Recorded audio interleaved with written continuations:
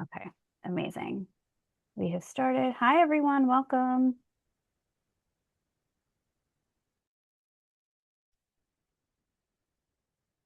Welcome, welcome. We have folks joining in. Okay, I'm going to share my screen.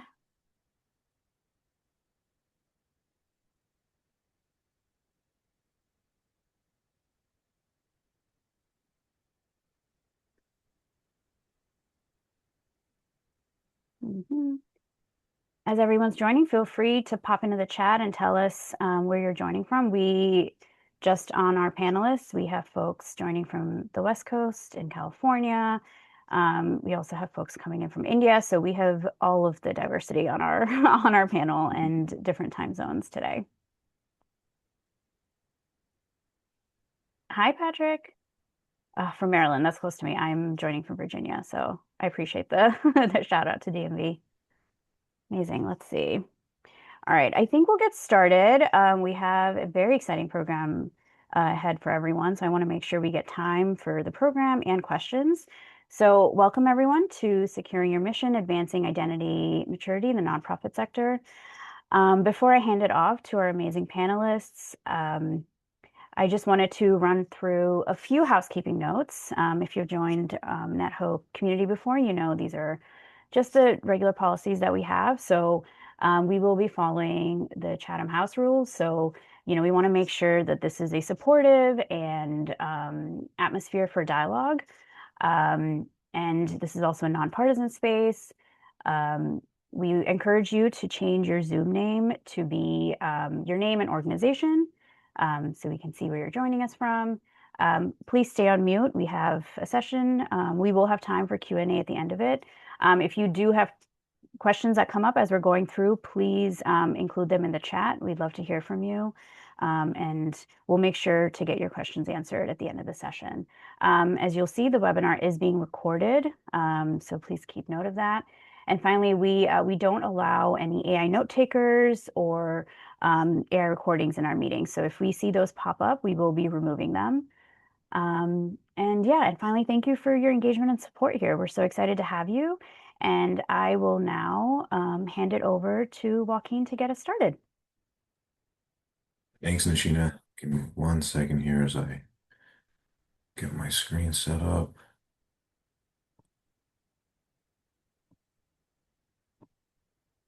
All right. Okay. All right. Yeah. Hey, everyone. Welcome. Thank you for joining us for the session today, where we're going to be discussing identity maturity in the nonprofit sector. On our agenda for today, we'll start off with some intros. We'll then go into a bit about what Okta for Good is, then provide some information on the state of nonprofit identity, followed by our nonprofit identity maturity model. We'll then cover some next steps, dive into a Q&A discussion, and then before we close out, we have a nonprofit identity panel. Yeah, so. All right, so some quick intros to start off. So my name is Joaquin. I'm a program manager on the Okta for Good team. I work closely with our nonprofit customers to understand their challenges and use cases, and to ensure that they have access to the resources that will help them succeed with Okta. I've been on the Okta team for about 4.5 years now, and prior to joining Okta, I spent about 8 years in the nonprofit sector, specifically in direct service roles. I'll now hand it over to my colleagues Navanitha and Simran to introduce themselves. Hi, team. My name is Navneeta. I'm a technical account manager at Okta. I work mostly with enterprise customers, helping them uh, optimize their identity solutions and automate many of the identity and security actions. And Simran also works with me, so I'm handing over the mic to Simran. Thank you. Thanks, Navanita. Hi, everyone. I'm Simran and I work as a TAM here at Okta. I spend my time helping organizations strategically adopt and optimize their identity solution. And I'm excited to be here and enjoy the presentation.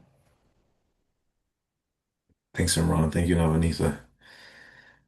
All right.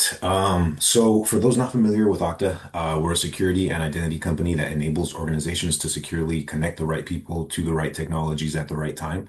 Our vision is to free everyone to safely use any technology, and we believe that every organization should have the ability to protect the digital identities of the people in their networks. Okta for Good is Okta's social impact arm and an extension of Okta's vision. So when Okta says we want to enable everyone to safely use any technology, Okta for Good's role is to ensure that that means everyone, including the nonprofit organizations doing society's most critical work and serving their communities. So I focus on Okta for Nonprofits initiatives, which help nonprofits leverage Okta's identity solutions and expertise to protect and enable their organizations and those that they serve. All right, so let's start by painting a picture of the current state of nonprofit cybersecurity. Our Nonprofits at Work report published earlier this year found that nonprofits are the second most attacked sector by cybercriminals.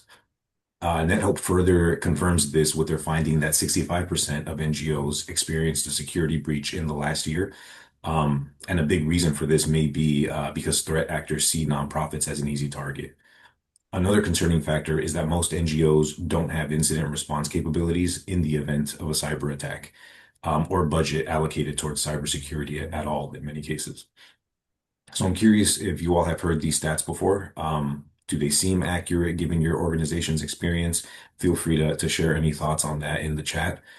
But overall, this is why Okta exists. And these stats give context for what we'll be sharing today and why it's important for organizations to to assess the current state of their security posture, and identify opportunities to modernize it. Okay, before we go into strategy, let's ground ourselves in why identity matters. As we saw from the stats, the stakes are high. Identity isn't just about protecting systems and data, it's also about protecting trust. But identity goes beyond defense. It also enables seamless logins for users such as donors, boosting engagement and fundraising potential. And it also enables efficiency for your workforce through automation, freeing them up to focus on delivering impact. And that's why identity is so powerful. It's the bridge between security and mission impact. So now, what does this look like in practice?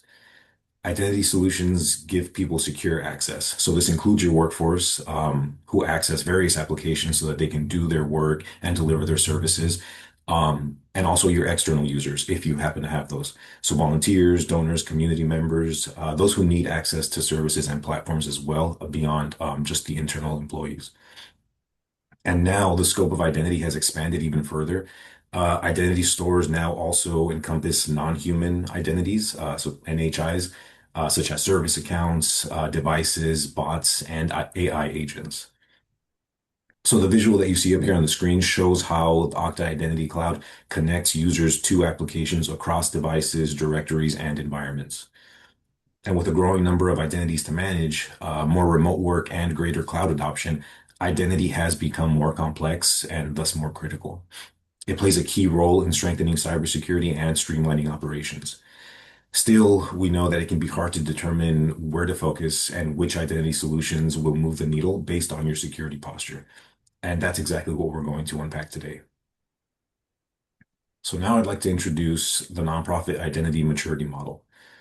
The purpose of this model is to give you a guide to take back to your organization and assess where you are and what practical next steps can really drive the most impact.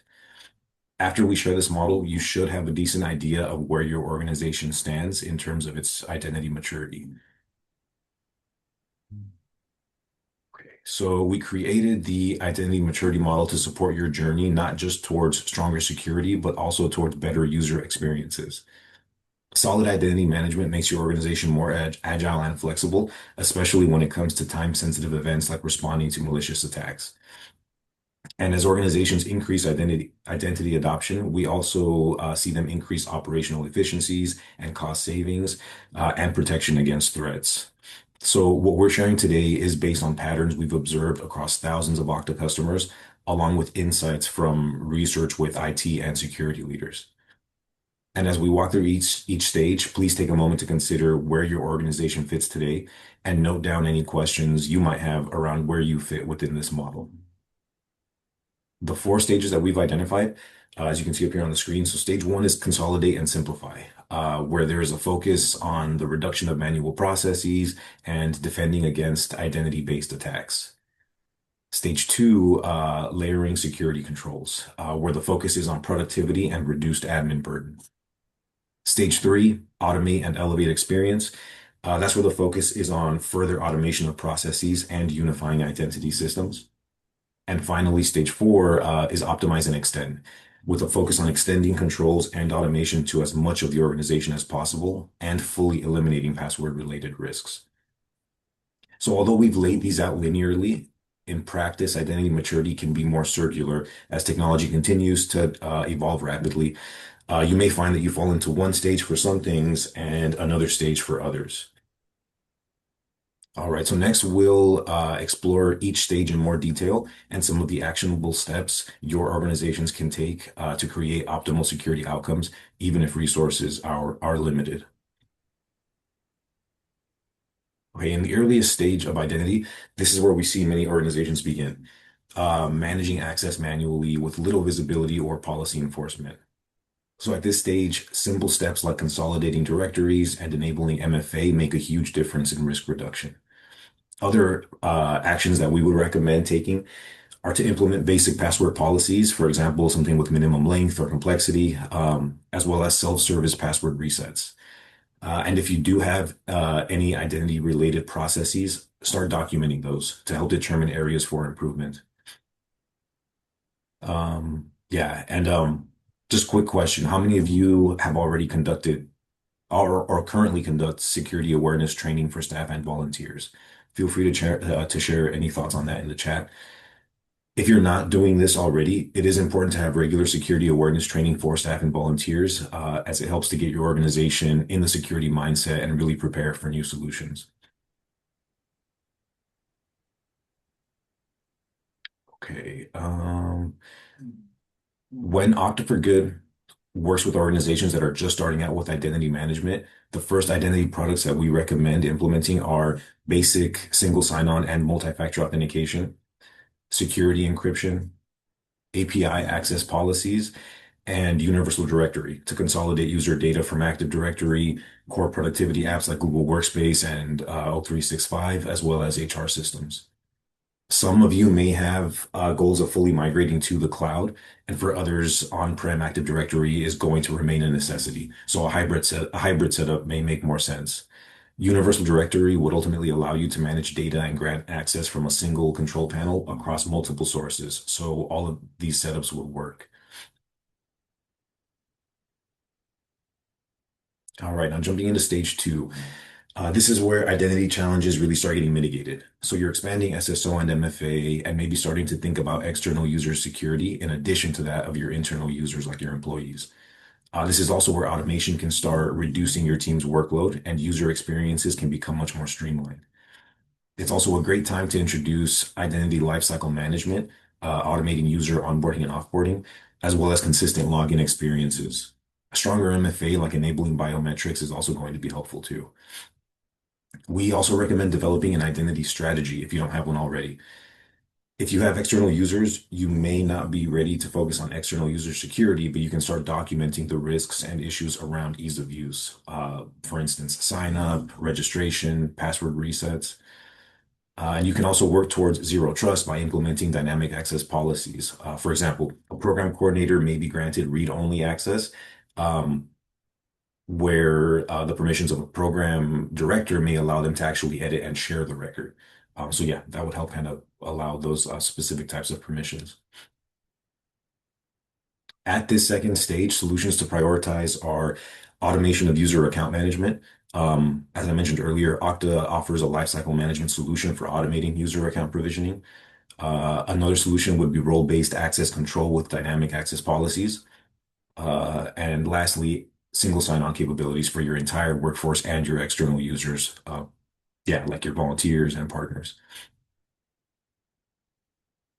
All right, a little security humor here. Maybe this resonates with you all.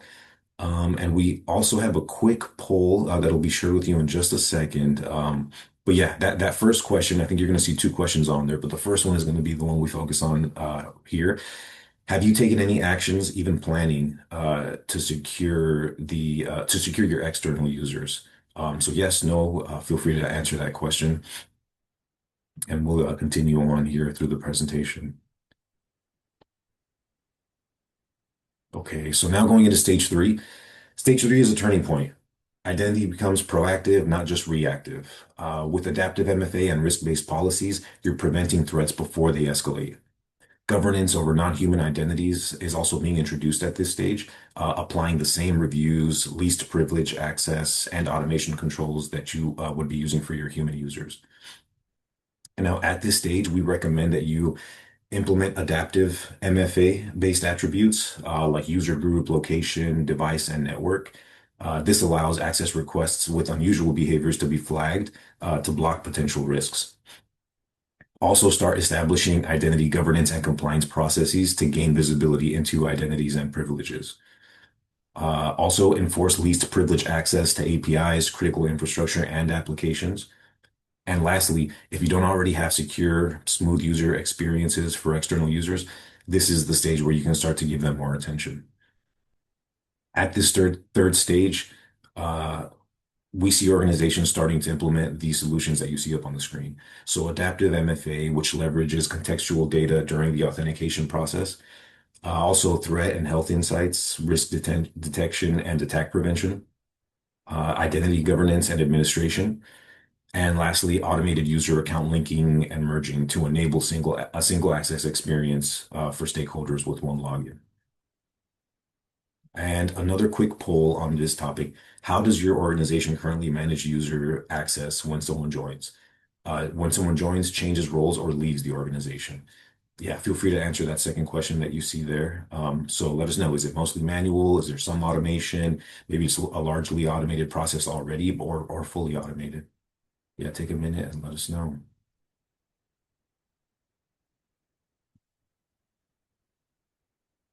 Okay. And now jumping into stage four. All right. So at stage four, identity is no longer an IT tool, it's strategic infrastructure. You're using AI to spot risks and personalize journeys. You've minimized standing privileges, unified access across platforms, and created real-time detection loops.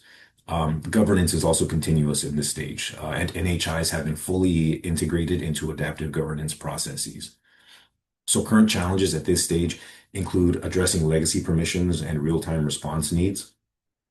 Organizations at this stage are really looking to implement remaining optimizations and next steps.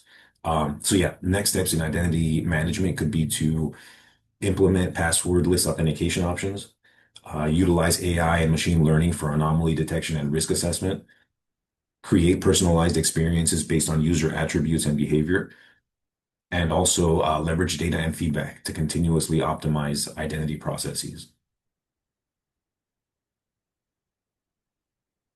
Appropriate solutions for the strategic stage are passwordless authentication across your entire workforce and external stakeholders, AI threat detection to monitor users and their sessions for identity-based threats, privileged access management to mitigate the risk of unauthorized access, and fine-grained authorization for being hyper-specific about user access to specific objects or resources within applications. All right, so we've gone through the four stages of nonprofit identity maturity. Now I'd like to share some recommended next steps that you can take as you move forward in your identity maturity journey. We understand that getting budget and approval for solutions takes time. So these are some steps that you can take now without worrying about getting buy-in from your leadership team or board. So start with what you can. Begin by documenting your applications to establish a foundation for your app inventory.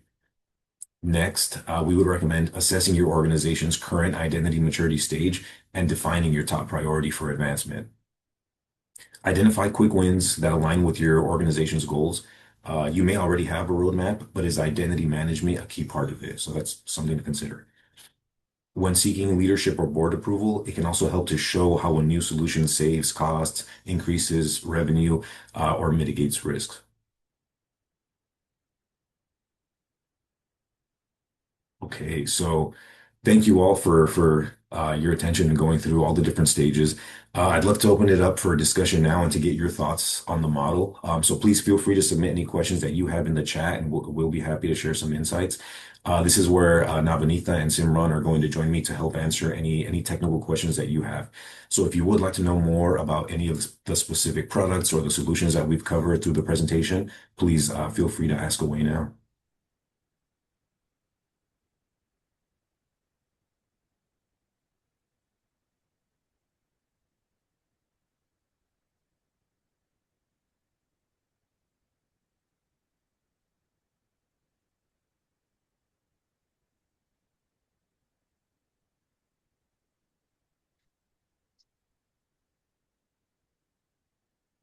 While we're waiting for questions, I don't know if Navneeta, Simran, do you want to highlight any specific features for folks that they may not have seen?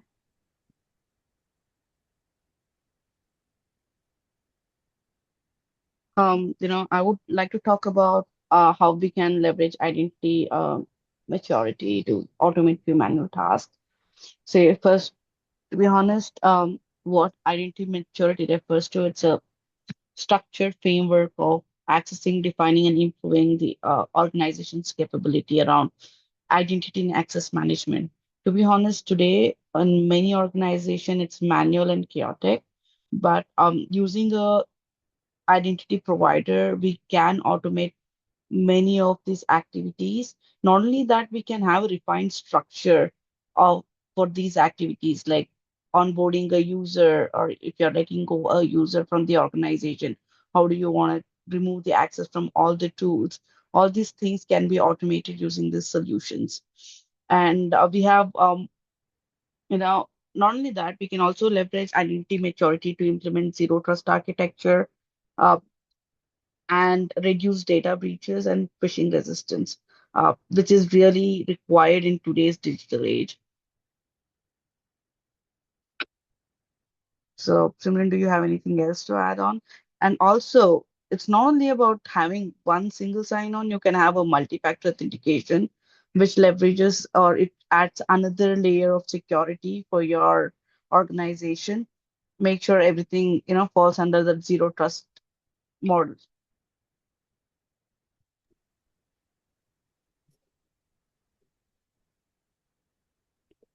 Absolutely right, Navanita. And I see a lot of conversations in the chat thread about phishing attacks, on the organizations and stuff like that. And like we covered the identity maturity model, and I want to highlight that Okta offers you a lot of not, phishing resistant authenticators. Like Okta supports the Okta FastPass, which helps you with the phishing resistant attacks, and it helps you also go passwordless. Then Okta also supports the FIDO2 authentication, the web authentication, the YubiKey, all of those things. And I think that, I mean, that would definitely help you go into the stage two, assess your model, and then see wherein all these solutions would fit in better. Well, to answer Tony's question here, what are the main human characteristics that leads to cyber attacks within an organization? One is securing your access with the weakest password, like just password 123 or welcome 123 is one thing that I can identify, and not securing your workspace before you're moving away from your workspace. For example, you want to go grab a coffee, you have not locked your machine. You don't know who's accessing it when you're away. And I think one other factor could be our curiosity. So sometimes what happens is we get emails and we are very curious to learn and see where it takes us. So that's also one of the human characteristics, I would say, that leads to, like clicking on a suspicious link could be could lead to vulnerabilities. Yeah, the best thing is to make sure we train our employees about cybersecurity, and I mean, not only cybersecurity, security in general. Make sure they secure their workspace, they have a good, strong password credential. And also at Okta, we support going passwordless using multi-factor or biometric authentication to log in. That way, the weakest link in IAM today is password that is not exposed.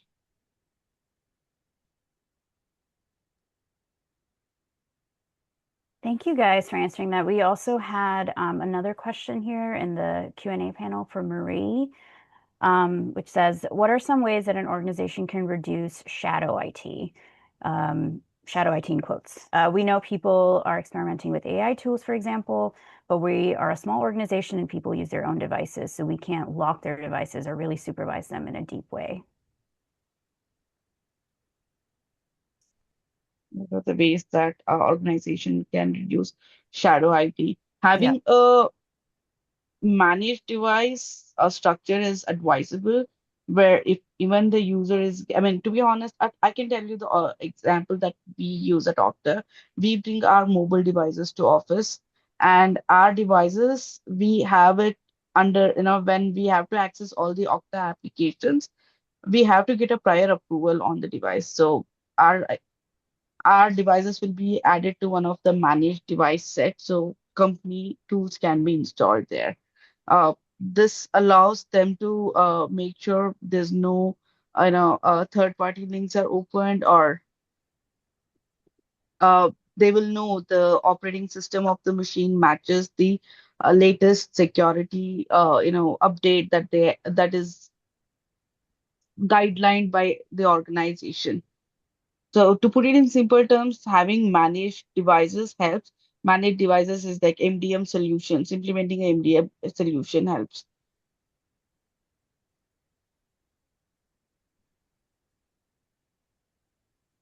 Great. Thank you so much.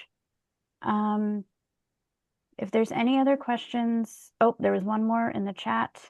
Does Okta also offer beneficiary customer verification on top of employee verification? Yes, we have our customer identification model CIAM, where you can set up a customer verification. You can implement multiple stuff, like you implement to our workforce, like FastPass, MFA, or you can set up your social logins. We have different solution. It depends upon what you would like to explore. Uh, but yes, we do have a solution on that. Okay, amazing. I think those are all the chat and Q&A questions. So maybe over to you, Joaquin. Yeah. Yeah, thank you, Nishina. Thank you, Navanitha and Simran. Really appreciate your insights there. All right. Yeah, so if you're interested in exploring on how Okta can improve your identity maturity, here is some information on our nonprofit offering. The offering provides license donations and discounts to eligible nonprofits, and eligible nonprofit organizations will qualify for 50 free workforce identity licenses and 50% off on all additional workforce licenses purchased. Also, 50% off customer identity plans. So I believe I saw a question on securing external identities a second ago. So yes, there is an offering and nonprofits qualify for a discount when it comes to securing external identities. Also, nonprofits qualify for 50% off the Expert Learning Pass and access to over 200 complimentary courses through Okta Learning. And our nonprofit customers receive 5 complimentary passes to Octane, Okta's annual identity user conference. So feel free to scan the barcode on the screen or email us at oktafornonprofits@okta.com to learn more. I will also add here a bit of information on our technical services for nonprofits. So in addition to free and discounted products, we also offer technical services. And this that you see on the screen is our portfolio of programs and resources designed to help nonprofits successfully deploy Okta. So these are no-cost implementation programs and resources specifically meant to support nonprofit implementations. So yeah, please scan the barcode to be routed to our technical services for nonprofits application page. Or again, feel free to email us directly at oktafornonprofits@okta.com. Yeah, and so yes, thank you all for joining the presentation. We are now going to transition into our panel discussion with technology leaders from Mercy Corps and Achievement First, who are going to share about their identity journeys and help bring the maturity model to life with real life examples. So let me One second here. All right, so I am joined here by Errol Sigler, Senior Director of Information Technology at Mercy Corp, Brian Arthur, Director of Global Infrastructure at Mercy Corp, and Marcus Stewart, Managing Director of Technology at Achievement First. Yeah, thank you all very much for joining us today. I'll stop sharing here so hopefully you can see our panelists a little better. But all right, let's kick off our panel discussion by learning a bit more about your organizations. So, first question, what does your organization do? How many staff or volunteers do you have? And how big is your IT team? Marcus, maybe we can start with you. Yeah. For me, Achievement First is a nonprofit charter school organization located in the Northeast. We have about 2,500 staff members across the three states that we operate in and 15,000 students that we serve on a daily basis. Our IT team currently consists of about 16 people working between on the ground support, day-to-day support, and network cloud infrastructure as well. So thank you, Marcus. And Errol, Brian, would either of you like to jump in to share a bit more about Mercy Corps? Sure, I can take this one. Mercy Corps is a leading global humanitarian organization. We were established in the mid 1970s, and we're now working in over 40 countries to help people facing poverty, conflict, and climate disasters. Our mission is to create lasting change by partnering with local communities, governments, and businesses to deliver emergency aid and develop innovative, sustainable solutions. We have a global team of over 4,300. 95% of these are local to the regions we serve. This includes local IT admins in each country office who are supported by our global IT admin team of 15. Awesome. Thank you so much, Errol. Mhm. All right. So now please share about your identity maturity journeys, how you got to where you are, and what it looks like at the stage you're in now. So yeah, I'll leave it to anybody who wants to jump in. I can jump in for Mercy Corps. So Mercy Corps' identity maturity journey started about 5 years ago. We had some SSO capabilities using an internally developed identity management platform that was kind of limited just to our internal apps, and we saw a need for something compatible with our external SaaS applications like our HR and payroll systems. Um, and I wasn't part of the initial rollout, but one challenge we encountered early on was a little resistance to adoption, which kind of had its roots in the traditional kind of siloed applications between IT and other departments.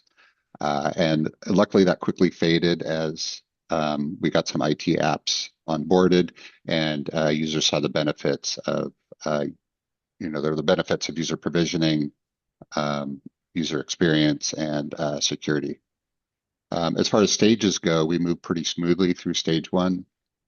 Okta integrated nicely with our open source system. We were able to sync users, implement MFA, and integrate applications.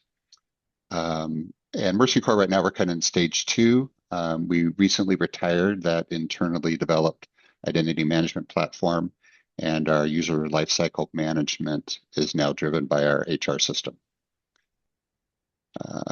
And then as far as stage three, we've kind of just scratched the surface on stage three. With our HR system now being the source of truth, we're revising a lot of our operational procedures to kind of document that user lifecycle management and to be more efficient. And for Achievement First, we started our identity journey about um 6, 7 years ago. And similar to Brian's team, like it was the biggest challenge initially was just getting people to realize the adoption necessary, the work that needed to go in order to get rid of some of the hurdles. Because what we were finding was people were getting frustrated with having individual logins and thus the same login for every single platform that they were logging into, same password and stuff like that. But they were also getting frustrated with the fact that they had to keep putting in that same password in all those different locations. And they were looking, the catch was like people were able to describe what they wanted. They said like, I just want to be able to log into stuff, but they couldn't never name, they wouldn't name it as single sign-on or SAML or anything like that. But they described like, I just want an easier way to log into all these different cloud platforms that we're using. So we started off small. We started off with Google Workspace and Office 365 as our two main ones, just as a proof of concept, and just as a way to prove to people like, hey, this is the if you connect your thing to this particular platform, this is the ease of use and all that kind of stuff. And it took a little bit of time for people to for it to really click with folks, where I was having to drag people into it, like, hey, you should really get your new platform connected to this thing. Like, no, it works, it works.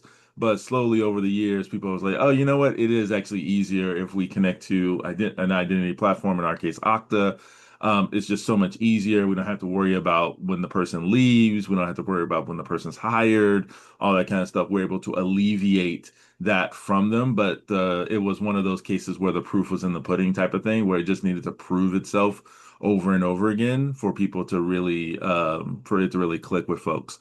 Where we are currently at is at stage two as well. We have bits and pieces of our identity managed by our HR system, and really starting to come into using those things to leverage automation where it comes to titles and schools for us specifically, just reducing the kind of human error that comes with, oh, I've done this 30 times. On the 31st time, I forget to do one thing type of thing is the way that we're addressing it. And the stage three for us is really moving more towards passwordless, just reducing people's need to use a password, because that's the other way that that bad actors get access to your stuff, is not only addition to MFA, but they have their passwords and stuff like that. So if we relieve that of people, we hope that that will further decrease bad actors' ability to compromise our systems.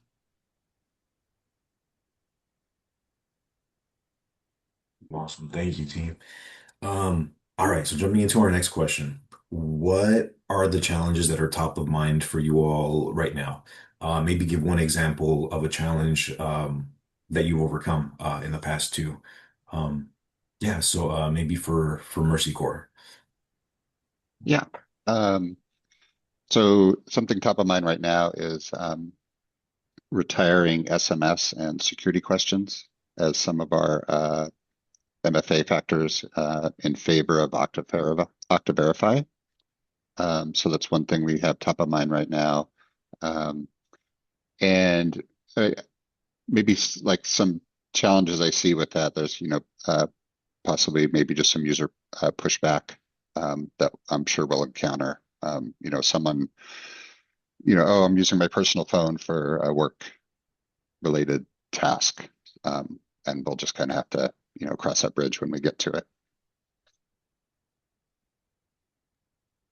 And ironically, we're in the same boat in terms of we have deprecated SMS as an option, but what we've discovered while doing that is that people tend to default to whatever you say is the primary MFA option. So for us, it's email, just because that's secure. That's secure because it goes just to the company email account.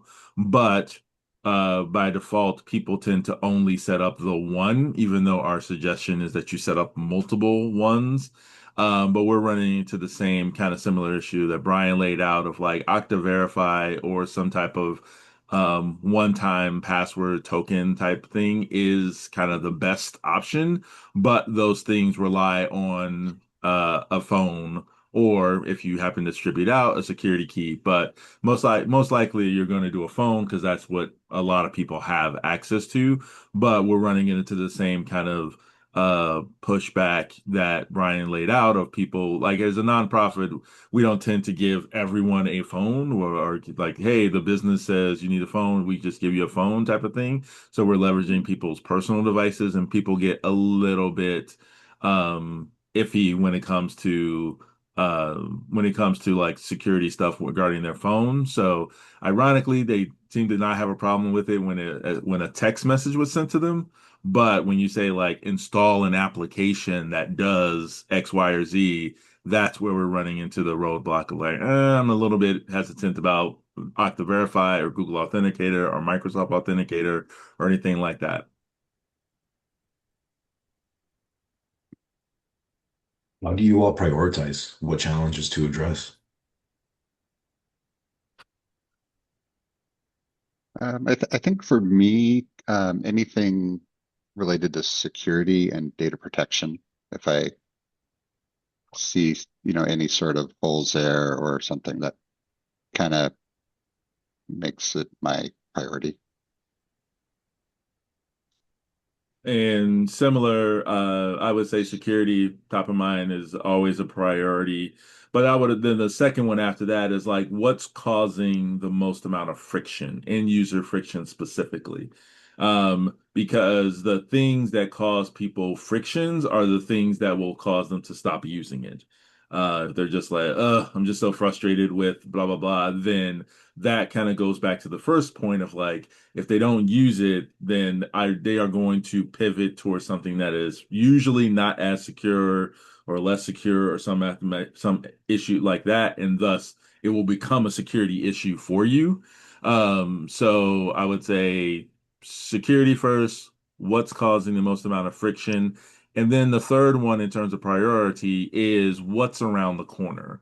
Especially one of the reasons that we go with a third party for security identity and not just say like build our own identity platform and all that kind of stuff is things like Okta are looking ahead a little bit further than us. Like you're looking at what the market is saying and you're bringing tools to help address that. And then when those features become available to us, we are able to say like, okay, this is a new feature that could maybe enhance security or enhance the end user experience or enhance automation of a process of the identity management process that then allows us to stay a little bit ahead of the curve. But it's going to take I think for a for-profit organization, they can say we're going to do this in quarter three. Everyone get on board, and everyone gets on board because that's the way it goes. Whereas with nonprofit, it's like can we do this in quarter three? Who do we need to who do we need to talk to? What is the process and all that kind of stuff? So it can be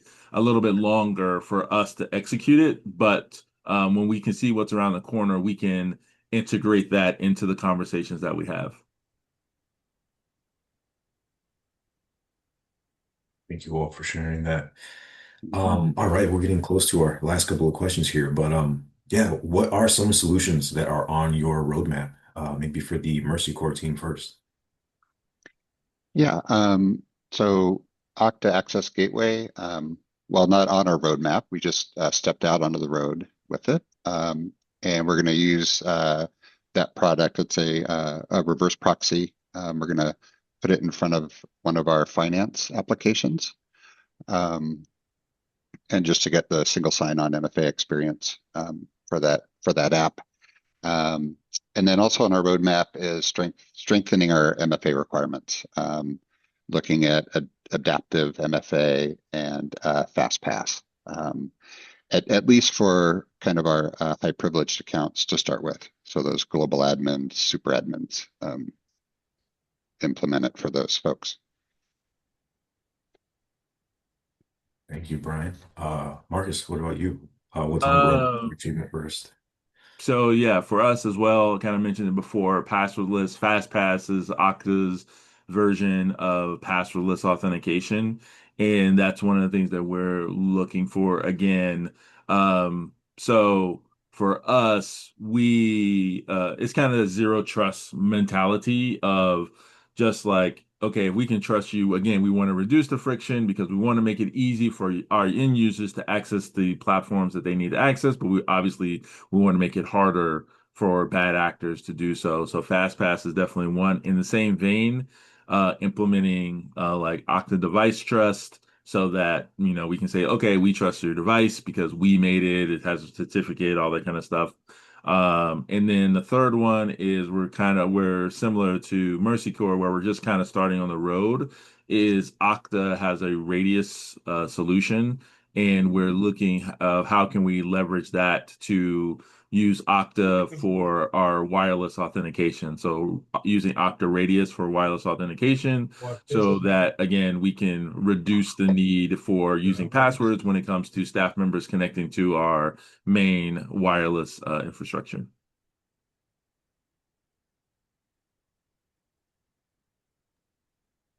Thank you. Thank you.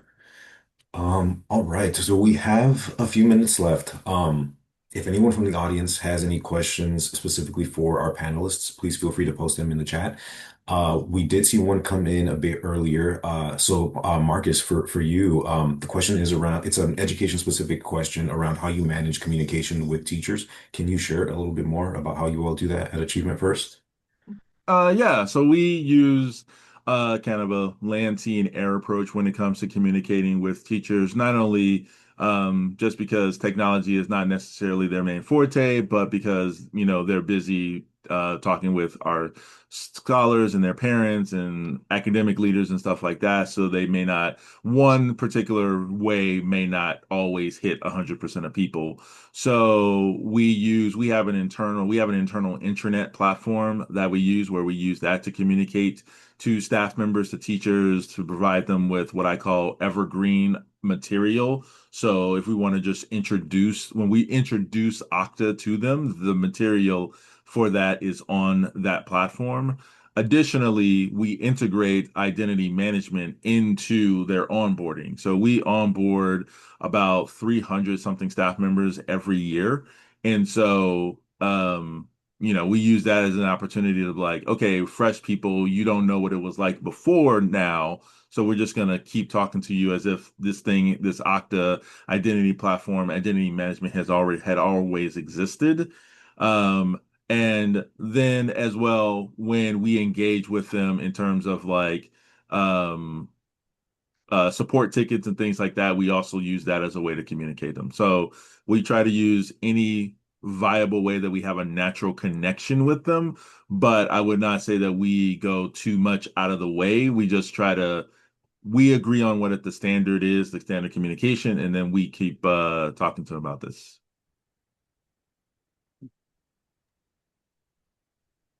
Thanks so much for sharing, Marcus. I don't see any questions coming up in the chat. For Abdul, yes, a recording will be shared later. Yeah, just to answer that question. But yeah, that's it for our panel discussion. So Marcus, Errol, Brian, thank you so much for sharing such valuable real world insights into your identity journeys. For Mercy Corps and for Achievement First. So yeah, just big thank you for that. Your insights really do help demonstrate that every nonprofit's identity journey requires overcoming hurdles, but the rewards really can be profound. To our attendees, we deeply appreciate you all taking the time to join us today, and hope that these customer insights empower you to take the next critical step in your own identity journeys. So yeah, thank you everyone. I hope you all enjoy the rest of your day, and please get in touch with us at Okta for nonprofits at okta.com if we can be of any support in the future. Yeah, thanks so much. Great. Thank you, everyone.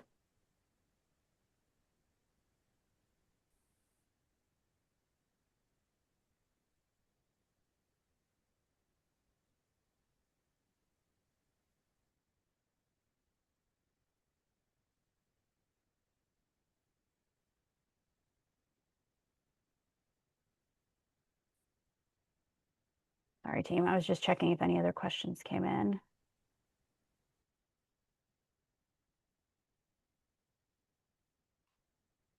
All right. Well, thank you guys. We will share the recording when it's ready. And Was there anything else in the chat, Aaron, to flag? Okay. No, I didn't see anything else. We got the question answered and the concern addressed. Okay. Perfect. And I also wanted to share the Oh, okay. Is it? I guess it's sharing live the the poll results.